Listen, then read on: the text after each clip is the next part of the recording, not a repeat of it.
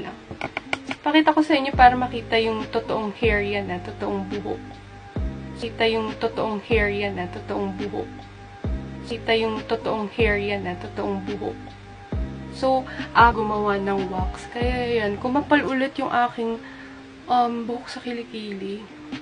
Kaya yan, kumapal ulit yung aking buhok sa kilikili. So, malinis naman na yung aking underarm.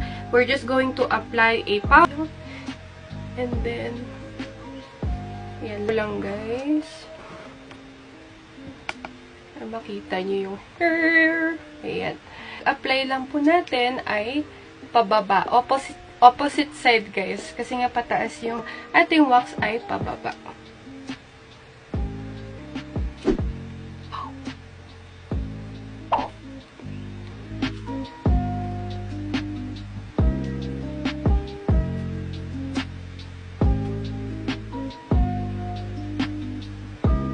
So, kapag may mga natira, like yung mga ganyan, ganyan nyo lang.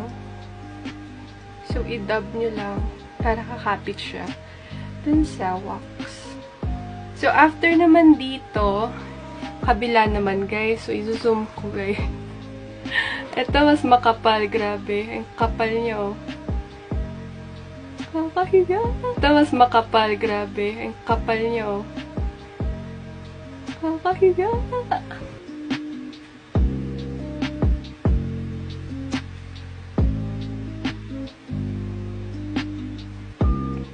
So, ayan, natanggal na natin. Meron pang natira, pero ilan na lang. Bilang na lang siya. 1, 2, 3. Baka pagkakatapos natin mag-wax, ayan, namumula siya. Tapos, may pagkaunting hapdi nga naman. Kaya, we're just, ito na po ang ating kilikili. Ayan. So, yan. Natuyo na yung, guys, soothing gel. Wala na, natuyo na siya. Ang ganda dun, guys, kasi nakakaputi talaga siya ng kilikili. And, ayun nga, tanggal din ng chicken skin. Yung aloe vera gel ng Lux Organics, yung kanilang soothing gel. Maganda, guys. Super. Kasi di naman ganito kaputi yung kilikili ko noon. Actually, lalo siyang pumuti. Kasi, di ba, meron akong minsan ko lang ginagamit yung baking soda. Kasi pang kuskus ko lang siya talaga sa kilikili. And there you have